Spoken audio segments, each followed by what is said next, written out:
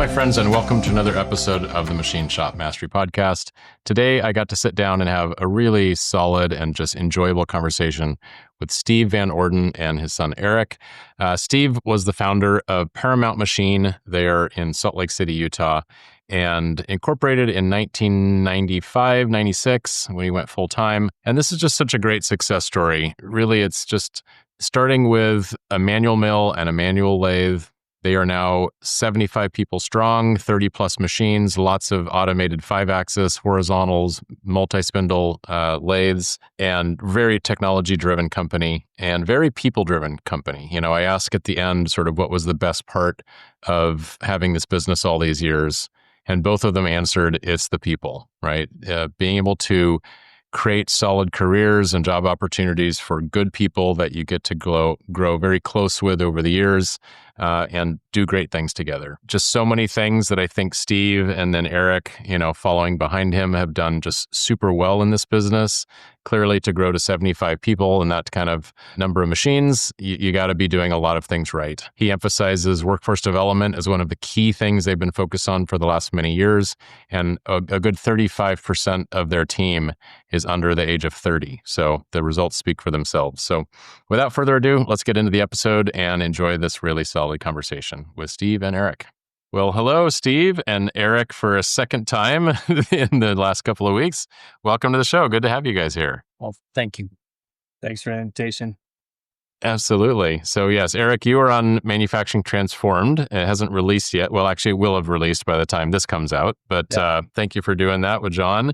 And I am super excited to dig in and talk to you and Steve, your dad, and the founder of this business.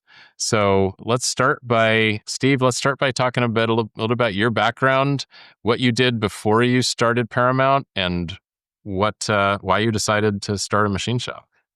Okay. What I did before was work in another machine shop. I stumbled across that and spent a couple of years deburring parts and sweeping floors. It was a good place to start. There was 5 to 7 of us that started shops all in the same age group out of that shop. So really? Yeah. Wow. So Did the owner of that shop encourage that, or why you just happen to have a bunch of entrepreneurs like that all work there at the same time, or what's with that? Really good group in front of us that taught us a lot, and we were all independent, and we all thought we could take on the world, and that's what happened. So yeah. What age were you? 35. Okay. And how, of the other guys that started their shops, how many of them are still in business, or how are they doing? 2 others are in business. Okay, that's good. The rest of them have had successful careers and just moved on. Got it. Okay.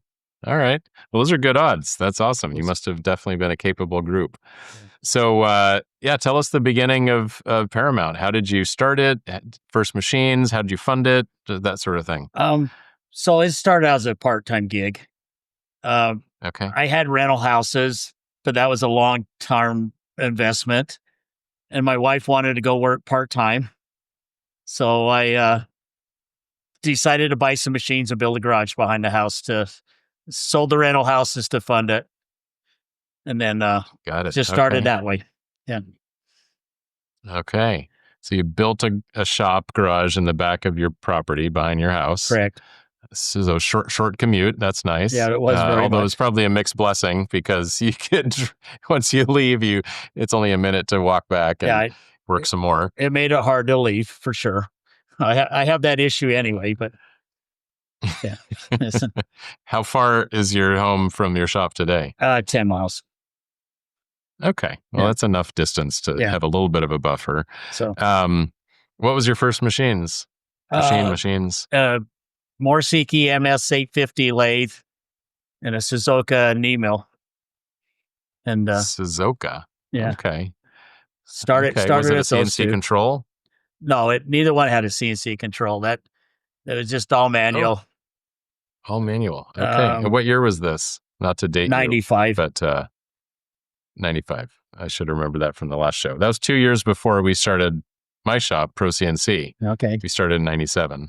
So Okay. And just customers that you had already kind of known from the main business, or?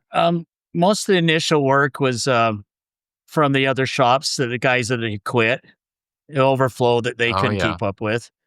Yeah. Had a couple of friends working at different places, and they sent work. And Uh-huh. but yeah, it was very small at first, but within a year, I'd spent too many nights working all night, and then going to work Mm-hmm. at day job. Sure. So Yeah. I went in, and it was 96. I went in and said, "All right, I'm done." Told Right. my boss that I'm moving on. And imagine if that same conversation had already happened several times from the other guys that had left. He was super pleased and proud of you guys, or was he like, oh my gosh, everyone is starting businesses and leaving my employment, or what was the vibe? He acted like it didn't matter. That one of the motivating Okay. things was he thought he could run the shop with whoever was there. So Okay. and I lots of influences for good, and but the influence I got from that is people mean everything. Yeah. Sure. Yeah, they sure do. They sure do. Well, very cool. And then just maybe a little bit of the story of just the growth over the next few years, how you got into doing more than just overflow work and, new machines and employees. Just share a little bit of that narrative. Within 6 months, I did buy a control on an email, the mill power control, and Okay. so that started down my CNC path. Nice. It's still conversational programming, but it helped. It's better.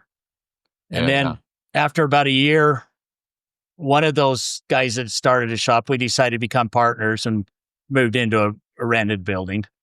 Oh, very cool. That rented building lasted about a year, and in that time we had hired 2 people. He was still working full time at another shop. Um, Mm, and so that that was a great dynamic. We had a lot of energy, so that was a good time. After a year in that rented shop, we bought a building. I had a neighbor that was selling a cabinet shop, and we bought that building from him. okay. And Nice. and then about 6 months after that, with all the growth and hiring a few more people, me and that partner made the decision he wanted to stay at his regular job. And Okay. so I bought him out. Thought we were going to go out of business. I could make parts, but he could sell. He had a Got it. great affinity for doing that.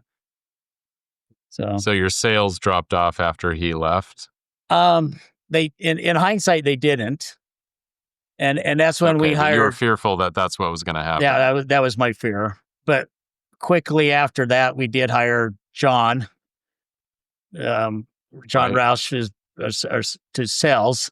He was actually a Yes. Mazak salesman at that time. Yeah, yeah. I But remember that from the other I show. really knew I needed help in that end of the business.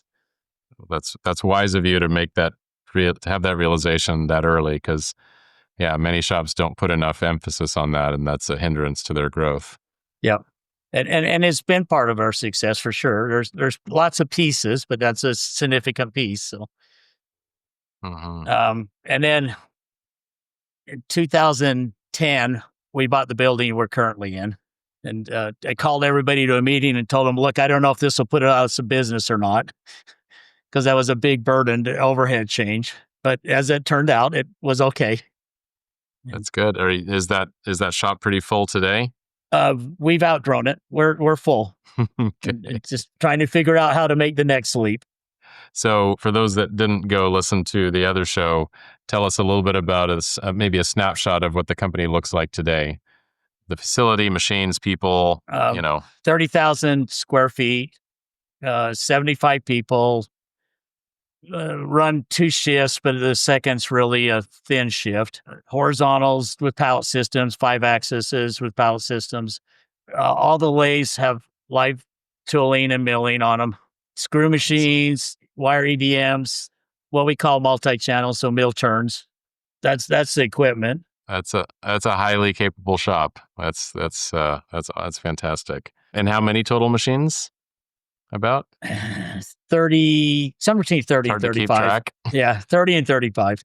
So, well, that's interesting. So that when we sold our shop, we were about in 30,000 square feet. We had 75 people. We had about 32 machines. And we were actually, I think we had a third shift, very thin as well. And we were mostly aerospace, some defense, some medical devices. Are you fairly diversified as well, or heavier into some than others?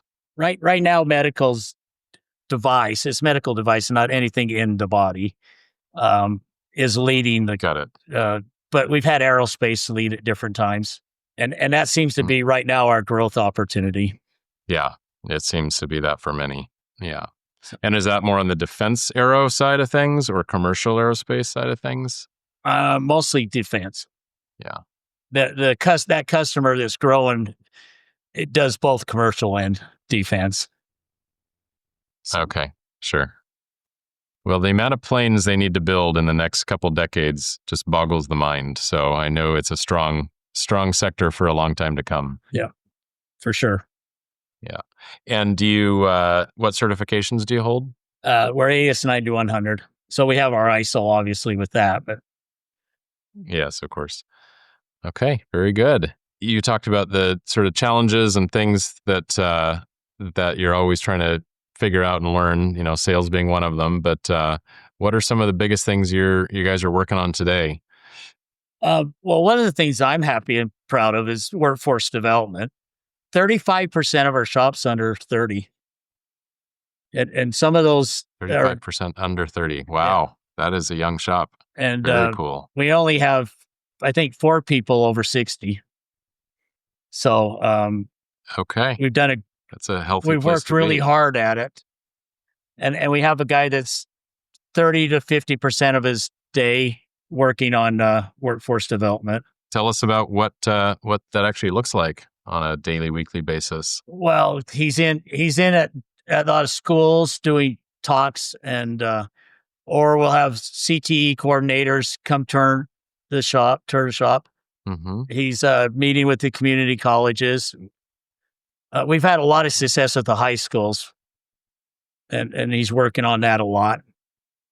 So we've also worked with the prison system here, and we recently talked to a highly capable autism group that's training some of their students to be CNC machinists. Is that local to you? Yes.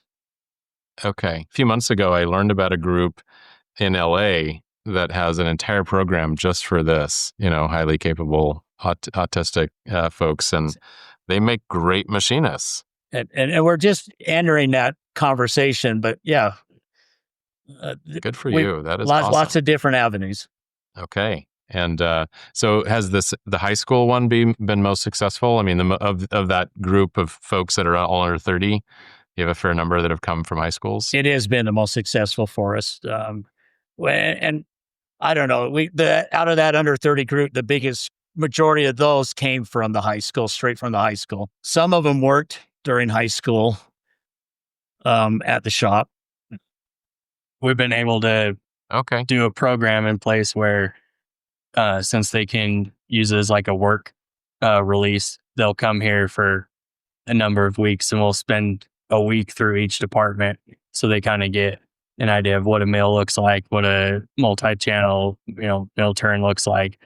Spend a week in FOD, looking at parts, deburring parts, week in quality, understanding inspection, and the scope of that importance. So that's how we've got some of the high school kids through here. That is such an amazing learning experience for someone that age to come and see the full breadth of what happens in a shop like yours. That is cool. Northern Utah NTMA group got the state to pass a regulation that 17-year-olds can work in shops. So the high schools cover the workers' comp. And so that's why we're able to bring them in and let them work on machines while they're still in high school. Okay, so they're mostly seniors, so because of the age, probably. Yeah. Yeah, I know. I was talking to another NTMA member. It was John, I think, in Texas, and they're lobbying for getting 16 as the age that workers' comp will be covered by the state or by the schools, and that really makes a big difference, right? It's like an enabler to actually make this happen, because without that, it's just it's impossible, right? It's too late to get them after they graduate from high school. Yeah. Oh, that is, you're right. Yeah. Because they're kind of captive at that age, you know? Yeah. So you can get them while they're, hook them while they're young. Correct. And so this gentleman, so he goes to schools, he gives presentations mostly to in shop classes, or to mostly shop classes. You know, whether it's the wood shop or the welding class, or that's the group of people that are interested. Not only with the students, but it's really talking to counselors, and that makes a difference. Absolutely. And of course, we have tours at the shop, whether it's school administration or parents or students. Mm-hmm. So when you have those tours, are they during the school day and the students are bussed in, but their parents are invited to join as well, or how does that work? It's been both. We've had them at night and we've had them earlier in the day. So if you're giving advice to others that want to pursue this, just connecting with the counselors at their local schools, is it through those counselors that you sort of get permission to come talk to the students? It is. And they just don't understand what a machine shop is and what's available and how cool it is when you actually come here. We've actually had one group of coordinators come through, and one of them made her husband come over here and apply for a job because it was so cool to work here. That is perfect. Yeah, that is so good. So you're in Salt Lake City proper. You're not that far from Ogden. Of course, you know JD Machine, and Matt, of course, has an amazing workforce development initiative there. Like, he's sponsoring sports teams, and they got JD Machine all over the stadium at the schools and stuff. Are you doing other ways to sort of get your name visible? We're not quite as aggressive as he's been. He's who we're following, a great leader for the industry. And he was part of the group that was driving the change in workers' comp for 17-year-olds. So, he does a great job. Yes, he sure does. Yeah, he was on the show many episodes ago, and loved hearing what he had to share about this area in particular. But so when you get someone that's brand new, fresh, in or just out of high school, what do you do to make sure that you can upskill them? And you must have a somewhat formalized program for mentorship and training and that sort of thing. We're not that sophisticated. We have a lot of vested people, and that's how it gets driven. We are trying to formalize that better, but we really are machinists that know how to drill holes, and not administrators that to create that curriculum to do that. So it is a lot of traditional work, learn at work, and just on the job training. Yeah, with more skilled machinists. Yeah, correct. And I've really been surprised at first. It was hard to get guys vested in doing this, but as soon as we had success of one person, they could see what happened, and they bought in on the and they're really vested to help make sure things work. Sure. So Eric, you obviously have been a part of the business since you were, I think you said 12, maybe in the other show. So let's just maybe reintroduce you for those again that didn't hear that other show. So tell us about how you started getting involved in the business. Yeah, and not so much a part of it since I was 12, just around it. Right. I didn't start full time here until I was 21, so I'm 35. So past 14 years, been full time. I wasn't quite sure that I would ever really come work here, but just some life circumstances. I called my dad and said, I think I want to change, and if I run a machine and do that the rest of my life. I think I can be successful enough to be happy. So he said, well, give me a month. I got to see if there's anywhere for you to go, anything for you to do, which was good. And the way that he started that, it wasn't a automatic thing. He actually had to make sure it made sense. Of course. So the last 14 years I've been here full time and grew up around it. Know all the guys. A lot of them I call my uncles just because I've known them for so long. And then more recently, just trying to provide some technical help and different processes and try to really hone in on those so that we can create more predictable results. The under 20 or the under 30 group, in the Swiss department, there's 10 of us in total, and 4 of them are under 30 and not much over 20, to be honest. So I've had a lot of experience in trying to help them and hone their skills and get them interested in what we're doing, and really have been helping them start up their careers and see that this is something they can do that can change their lives and put them on a different direction maybe than they were. Steve, what is it like to have Eric now, such an expert in the shop and helping drive process improvements and be an expert troubleshooter and all that? It's terrific. He's making a difference in the shop. When he first started, we had the traditional father-son bang heads a little bit, and we both learned where to make that work. All the improvements that we have in the shop to help make us successful and grow, he's initiated a lot of them. And when you talked about my dad leaving his full-time employment, and he said that, what did you take from that? And he said, people are important. I've mentioned that I've known many of the guys that work here for 20 plus years. Without everyone here, I wouldn't be able to be successful. And it really does take a whole group of us. It's not just me. It's not just Steve. It's not just, you've talked to John. It's not just John. There is a big group of us. And Steve talked about the investment and how vested people are in the success. It really is a whole group. And I've said this before, almost 30 years as Paramount Machine.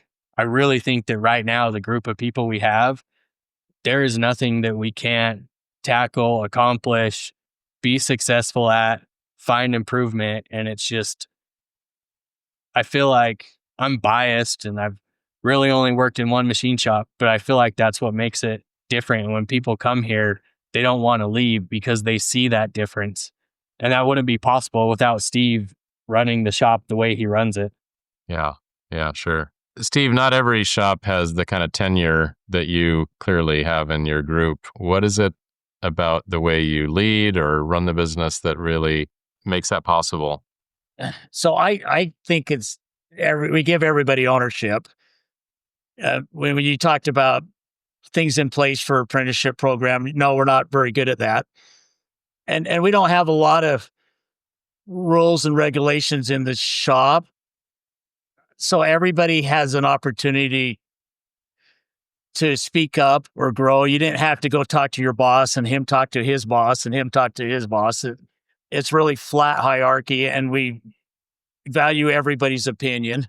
Your own group area, you'll feel like you're the owner in that group. And I try not to micromanage too much. I lean in a little bit and ask a lot of questions, but usually things go differently than I would even started it. So, and has that been a process for you to learn to trust that?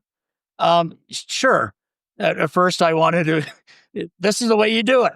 I learned along the way that there's different ways to skin the cat, and there's a lot of better ways than even I would have done.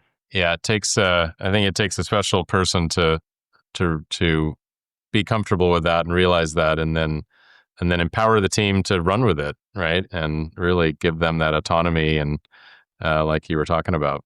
There's things that we do. We're really flexible. our day shift starts anywhere from 4 a.m. till 10 a.m. and we work around that. And our swing shifts has start times like that. So you talked about having a thin third shift. We actually have 24-hour coverage based on our start times, and flexibility to go do family things, or even just drop off your vehicle to get fixed, or go do things is really open. You can come in today and say, I forgot I got kids a program at 10 o'clock. I'm going to go.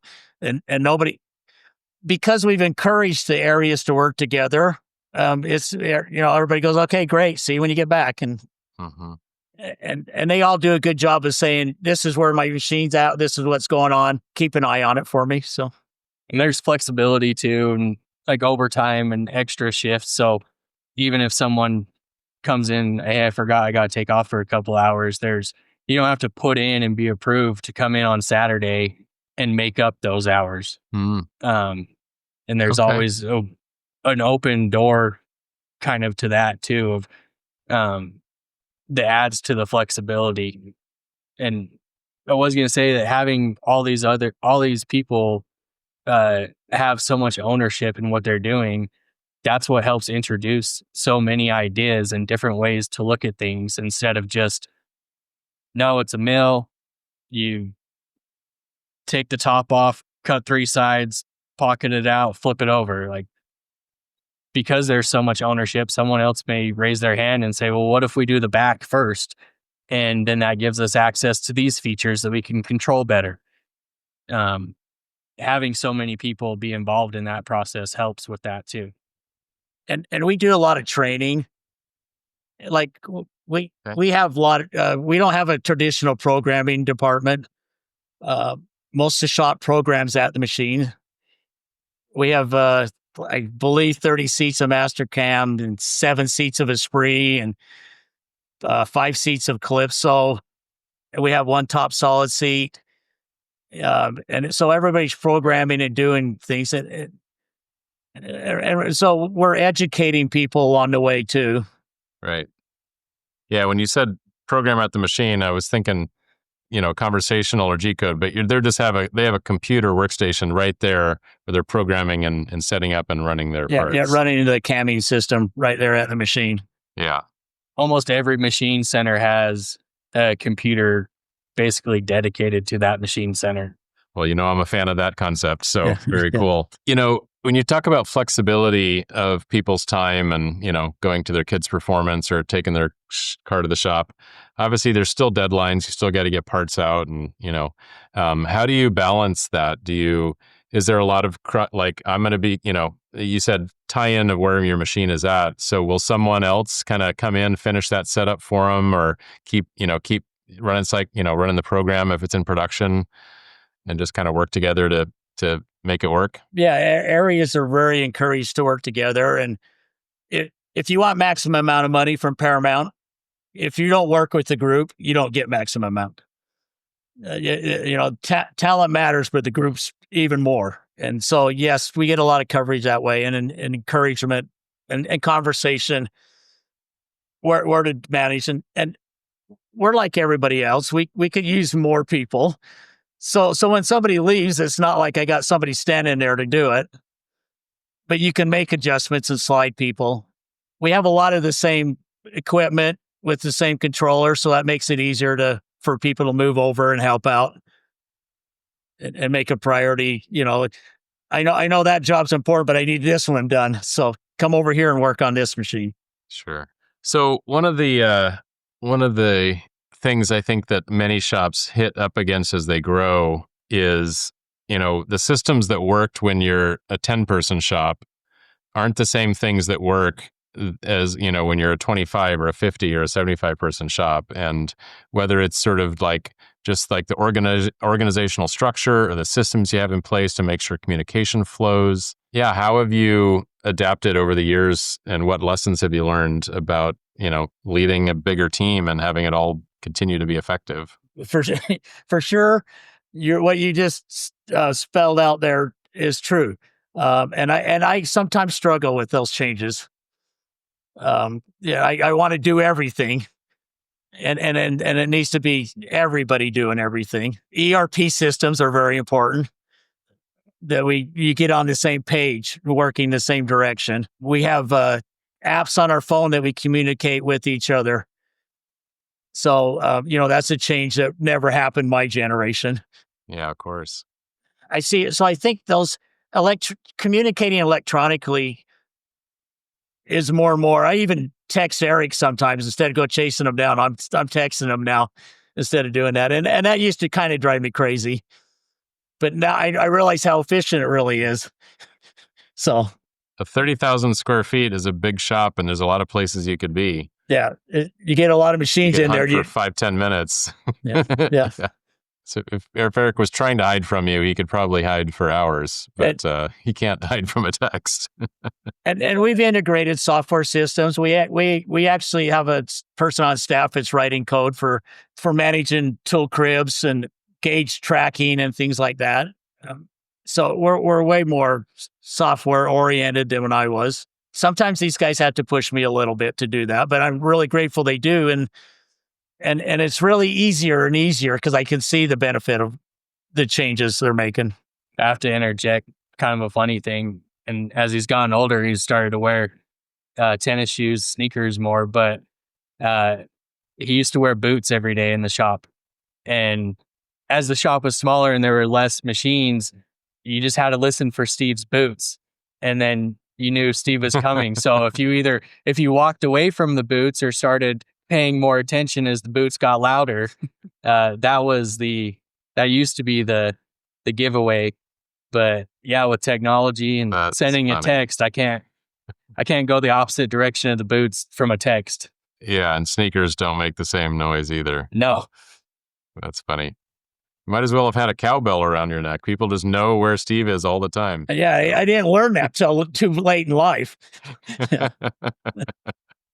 I'm curious to know about how transparent you are or aren't with finances with the team in terms of like sharing how well the company's doing or tight times or job costing. And this, just some people are kind of open book. Some people are fairly tight.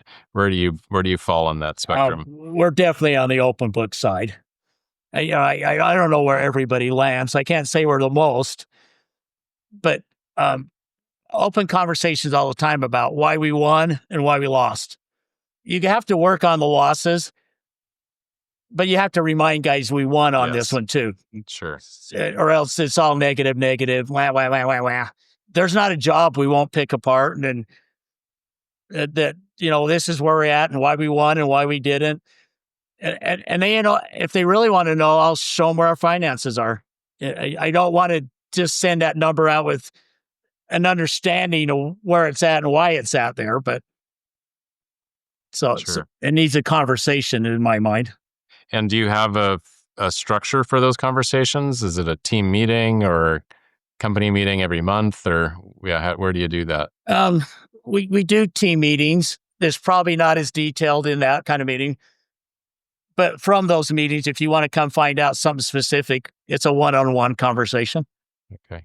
Yeah, and I hear you on balancing, talking about the good ones and, to offset the challenging ones, which there's always more challenging ones than we would have hoped, in a shop. But what have you found are important ways to frame those conversations, especially about the difficult ones?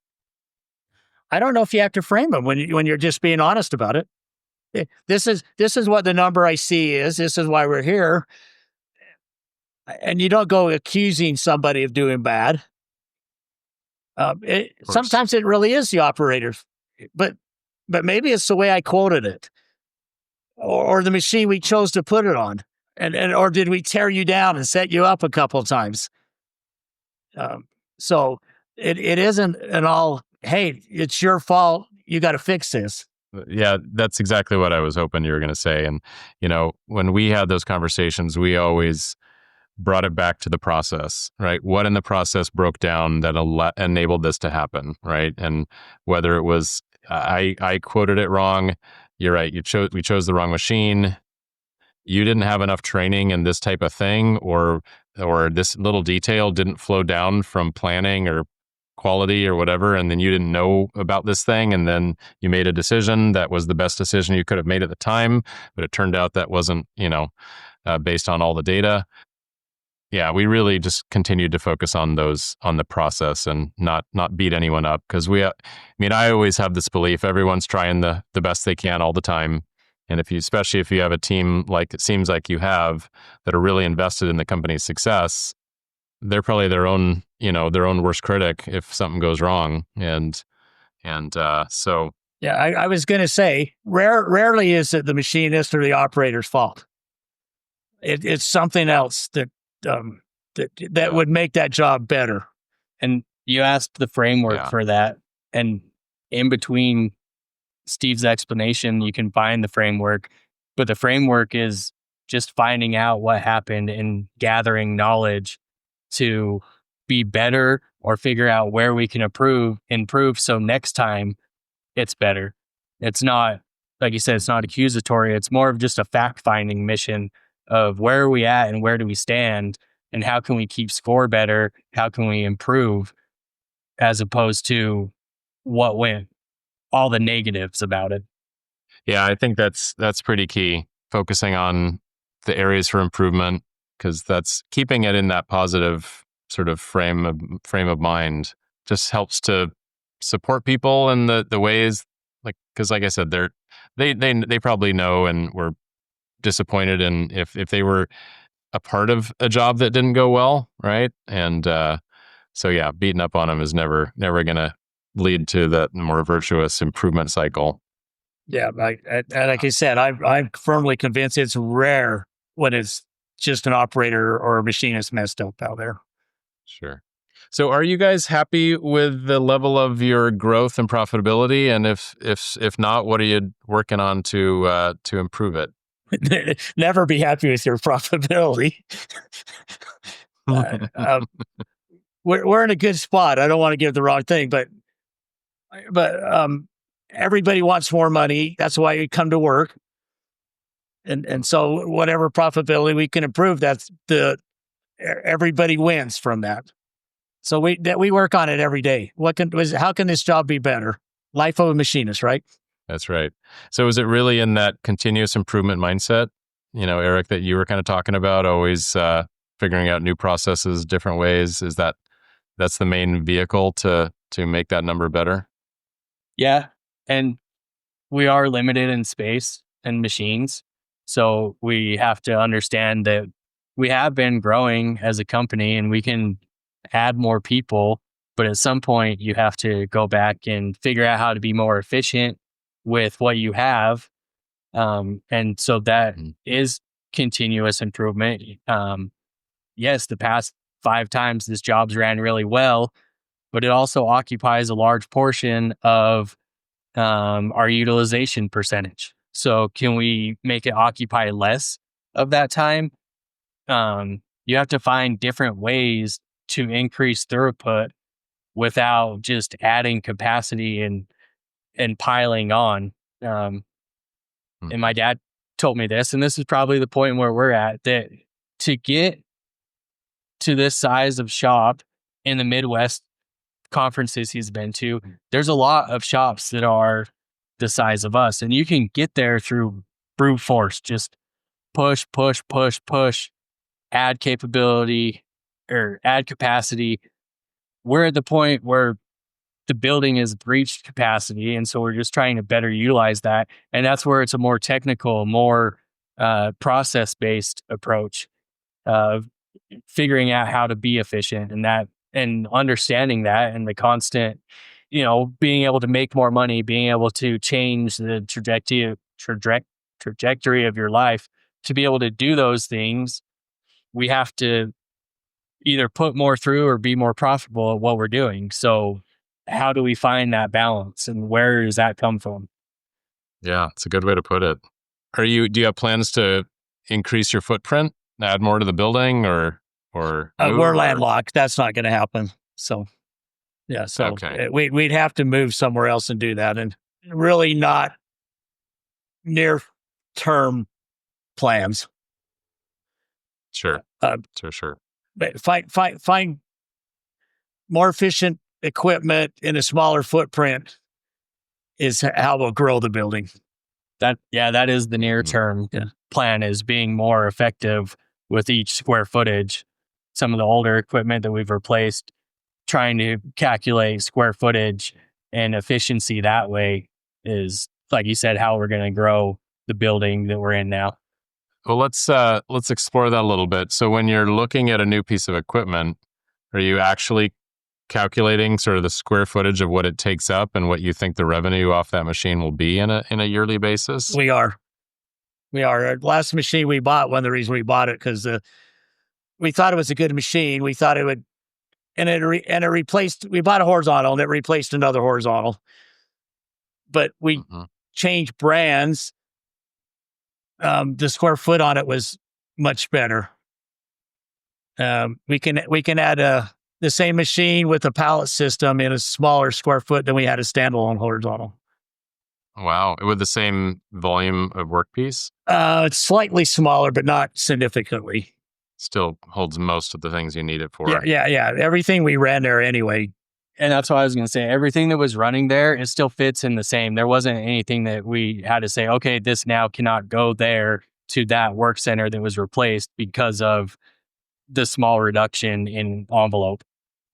I like this. This is an interesting way to think about it. If you can, put a machine, assuming, of course, you are space constrained, which some shops are, some shops aren't. But even just thinking about through that strategic lens of, we can get a machine with a pallet on it in the same square footage.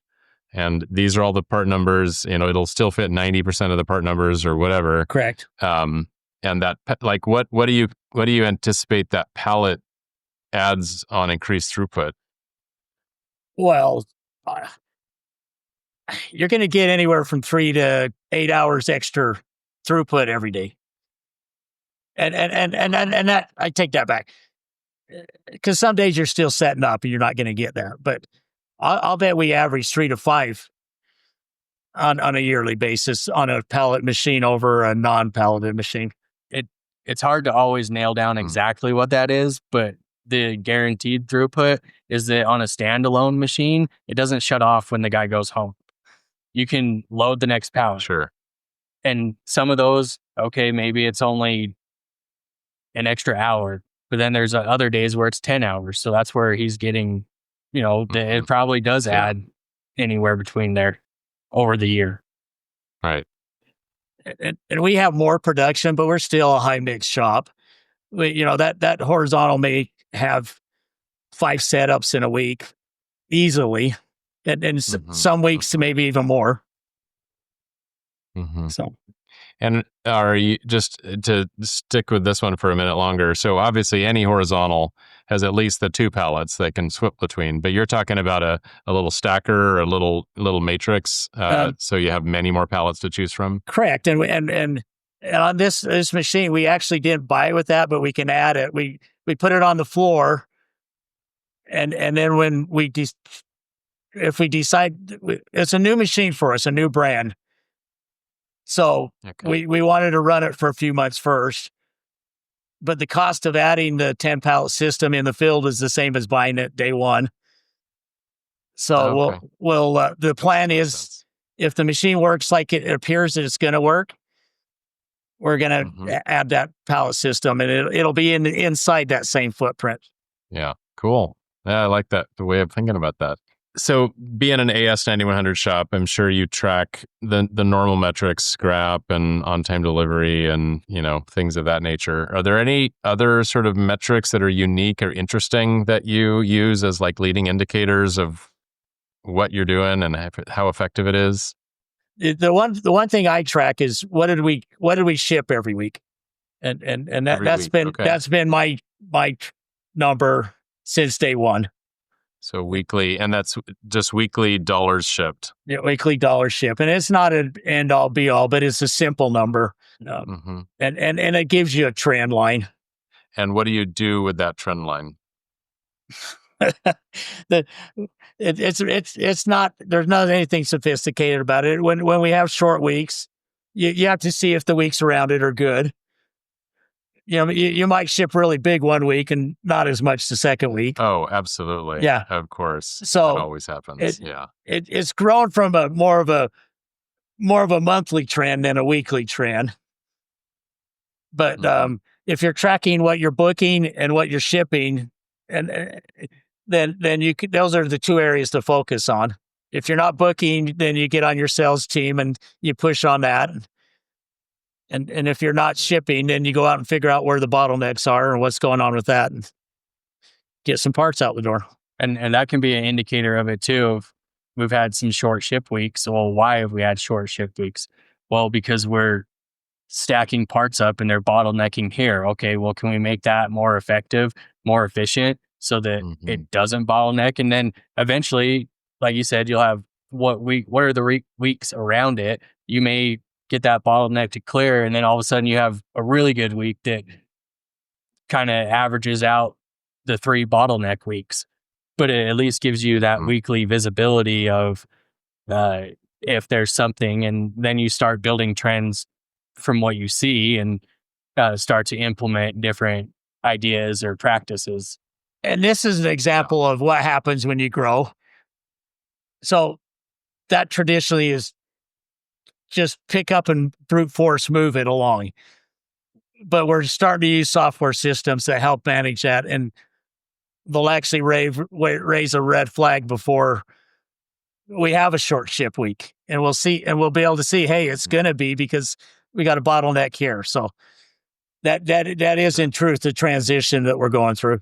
If you start working on bigger and bigger projects, sometimes there's just no getting around it. You have a project that's worth, couple $100,000 and you got to ship it all in one batch and it's got to go through this outside process or whatever. And so you're going to have those ebbs and flows. But I like the idea that if you dig into the details, you can sometimes find bottlenecks and then solve those bottlenecks to try to smooth it out as much as is realistic given the nature of the business you have.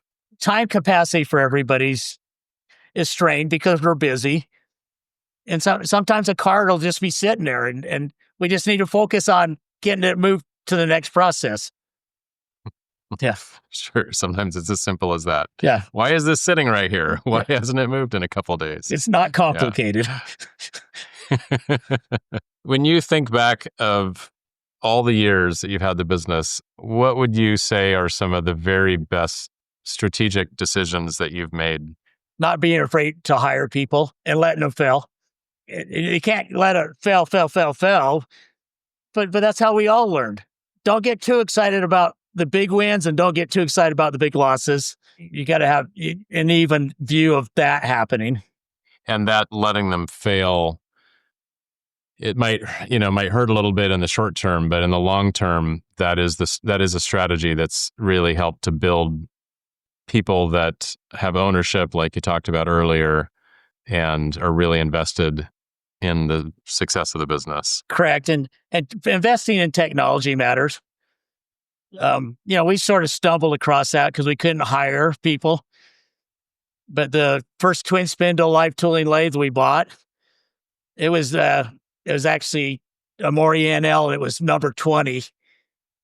So we bought that early in the process, and that made a difference. And we learned from that technology makes a difference, and it doesn't cure not having the right people there, but it makes them way better. Well, clearly going from a manual lathe and an e-mill to having palletized 5-axis machines and horizontals, you've come a long way on the technology side, let alone the software side, which you alluded to as well. So that's good to have adopted and really kept up. When did you bring on your first 5-axis? I'm curious. It was shortly after we moved. Yeah, around 2010. It was maybe 2011. That's good. That's pretty early. Yeah, that's nice. And we had horizontals with pallet systems before that. Sure. Yeah, there's just no arguing how many more spindle hours a horizontal with a pallet pool on it will do compared to a vertical, a standalone, just night and day difference. Correct. So what do you think the shops of any size should be focused on right now to ensure their success to, if they aspire to get to the size that you have gotten to today, what should they be focusing on? Workforce development mostly, and then technology. You got to have people there. And we have actual robots in the shop, but it still need people. That's the most important ingredient. Yeah, it seems like that's a universal issue right now in the country. I'm probably globally, and I've heard that in plenty of other countries as well. But yeah, if you cannot have a steady stream of people coming in, you're not going to get anywhere. Yeah. There's money to buy machines. It's not always easy, but if you get the machines and you get the people, you'll find the work. Yep, absolutely. So Steve, maybe as we just look to wrap up here, what for you has been the most special part of owning your shop all these years? In hindsight, seeing people grow and see that we make a difference in people's life. So we have one long-term employee that started at Paramount sweeping floors in high school. And that was probably 97. And he has a family, and his son is working here as a high school student working here. And so you're seeing that what the difference you can make in families' lives. That is very special. Yeah. What about you, Eric? I think just the people, like, because I've been around the shop as long as I have, the people around it make it the best. And that's the most satisfactory thing I have working here is the relationships that I've gotten, people I've been able to meet that have helped teach me, that care about me. There's literally people I've known since, there's a guy that works here that worked with my dad at his previous job before he started his shop. And so I've known him most of my life. I could call him up at any minute and he would come help me with whatever I needed. The guy he talked about too started in high school sweeping floors. I have a decent relationship with him. We work together, and just knowing people and building those personal connections, that's from the time I've been involved, the biggest win and success. Makes me feel fulfilled. Very cool. Maybe this is the actual last question. I know I keep saying that. What does the next years or decades of Paramount Machine look like? I know, Steve, you won't be around for all of them, but yeah. But well, and that's my hope, that it continues to go on. Kind of the shop I worked for came from a different shop, and that the original shop's no longer around, and the shop I worked for is no longer around. I would like to see this continue, that somebody says, "Hey, my grandpa worked there." Yeah, so that's probably what I'd like to see. And is the plan that Eric is going to take it over? We haven't settled on all that yet. Yeah, so okay. Is that an interest of yours, Eric? I can't say it's not, but I also know that I cannot do what my dad's been able to do by myself. So the interest in me is making sure that there's a group of people that are as equally as committed. You ask what my vision is of the future of the shop. It's similar to what his is, that I don't think he started his shop for me to have a place to come work.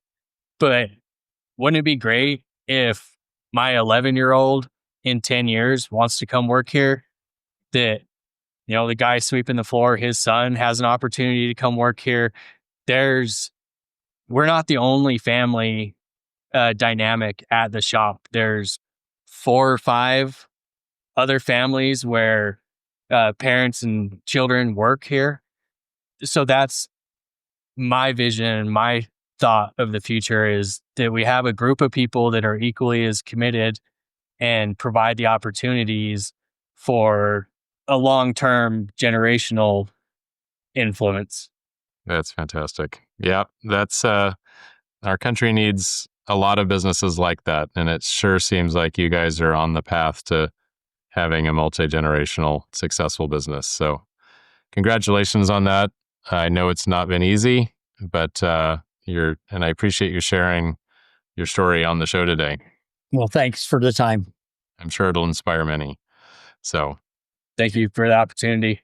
Guys, yeah, Steve, Eric, yeah, appreciate it. Thank you so much. If people want to reach out, learn more, either to send you orders or come try to be on the team, how would you recommend they reach out to you? Go to our website, www.paramount-machine.com. Okay, nice and easy. Very good. All right, gentlemen. Well, thank you again so much for your time today. I really appreciate you being on the show. Thanks.